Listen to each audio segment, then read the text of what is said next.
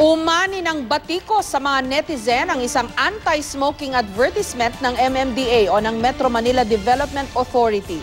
Tingin kasi ng ilan, sexist o gender insensitive raw ito. Humingi naman ang paumanhin ang MMDA at tinanggal na ang ad sa kanilang Facebook page. Live mula sa Quezon City, may report si Mariz Umali. Mariz? Jessica, layon lang naman daw ng MMDA na mas marami at malawak ang marating ng kanilang anti-smoking campaign sa mga pampublikong lugar, kaya nila inilabas ang serye ng mga hashtag Respect the Sign memes sa social media.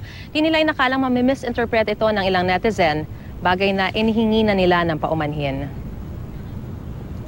Matapos i-post ng MMDA sa kanilang social networking site, tumanggap ng batikos mula sa ilang netizen ang kampanyang ito ng MMDA kung saan makikita ang isang babae na pinipigilan ang lalaking maninigarilyo sana sa isang lugar kung saan bawal ito. Ayon sa ilang mga netizen, sexist at gender insensitive daw ang kampanya kung saan makikita ang mga katagang "Be the stronger sex, say your mind." Sa post ng Facebook user na si Roseanne Ramirez, sinabi niyang maraming mali sa ad ng MMDA. Para na rin daw sinabi ng ahensya na merong mas malakas na kasarian na sa totoo ay wala naman daw dahil lahat ay pantay-pantay.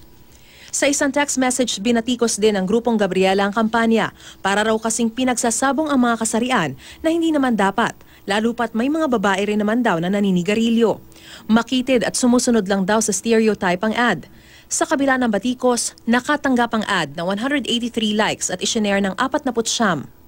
Nirerespeto raw ng MMDA Health, Public Safety and Environmental Protection na gumawa ng ad ang pananaw ng mga netizen at sinabing di nila layong makapanakit o mang-discriminate. No intention to be gender insensitive. No intention at all to say that women must be stronger than men. So, ang message lang nung aming ad is, if you are a non-smoker, and most usually, dito sa atin, females yung non-smoker, pwedeng kang maglakas ng loob at dapat lamang maging malakas ang loob mo para sabihin na hindi dapat manigarilyo dito sa lugar na yun. Base sa pag-aaral ng ahensya, sa mga nahuli nilang mahigit 200,000 lumabag sa anti-smoking signs sa NCR mula July 2011 hanggang April 16, 2015. Lumalabas na karamihan sa mga lumabag, mga lalaki. Gayunpaman, humingi na ng paumanhin ng MMDA at tinanggal na rin nila ang partikular na ad na ito sa kanilang Facebook page kagabi. Wala namang nakikitang mali sa ad ang ilang mga nakausap namin. Mas okay siya kasi kapag, di ba nga katulad mo kay Jam Sebastian, hindi siya nag-smoke pero nagkaroon siya ng lung cancer dahil doon sa second-hand smoke. So, siguro pinapakita rin nung babae na mas okay na tigilan na lang nung guy yung pag-smoke. Hindi ka na-offend na be the stronger sex, meaning parang hindi ka ba parang naisip mo na parang lalaki yung ina-assume na stronger sex and... Hindi po, kasi nasa pananaw lang naman din ng tao yan eh. Tama naman ma'am kasi bawal manigarilyo ma'am kaya pinigilan niya yung lalaki na manigarilyo po. Jessica, dahil nasa public service, kaya dapat daw nilang pakinggan ang pananaw ng lahat. Pero kahit tinanggal na yung isang ad, magpapatuloy pa rin daw yung kanilang kampanya at may nakatakda pa silang ilabas na mga hashtag Respect the Sign memes sa kanilang social networking sites. Jessica?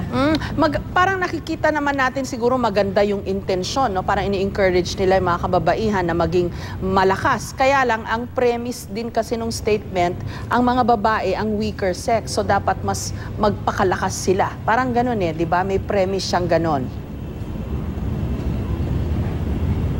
Yes, Jessica, pero ang hindi raw ganun talaga ang intention ng MMDA. Ang pinanggalingan lang daw kasi nito ay dahil gaya na rin nung binanggit natin dun sa ating ulat na kung saan nagkaroon ng pag-aaral from July 2011 until April 16, 2015. Matagal-tagal yan, 4 years.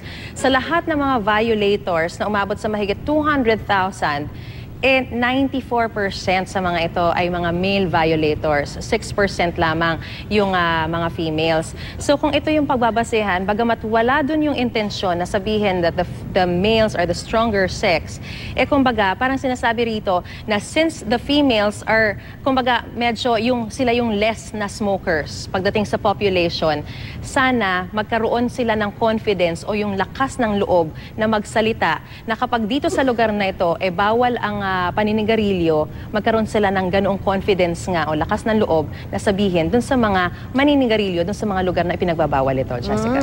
Pero Maris, kahit tinanggal na nila yan at nag-apologize sila, ano ang gagawin ng MMDA? Tutuloy ba nila itong kampanya against smoking? Hindi ba dapat lang?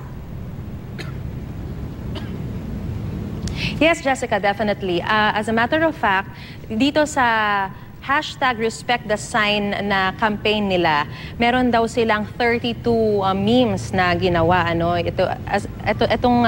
Itong binatikos ng ilang mga netizens, nasa third set na ito. Every set has 8 memes, so nasa 32 yung campaigns na ipinalalabas nila. At nasa ika-20 plus na sila. After this, ay kahit na tinanggal nila yung particular ad na ito, ay magpapatuloy pa rin daw yung mga iba pang mga ads na ginawa nila dahil hindi naman daw biro yung kanilang pag-iisip at kanilang pagbuo sa kampanyang ito. More than a year yung ginugol nila at katuwang pa nila rito yung World Lung Foundation, pati na rin yung Johns Hopkins School of Public Health sa pag-aaral na ito at hindi lamang ito ginagawa dito sa Pilipinas kundi pati na rin sa ibang mga bansa, Jessica. Maraming salamat sa iyo, Mariz Umali.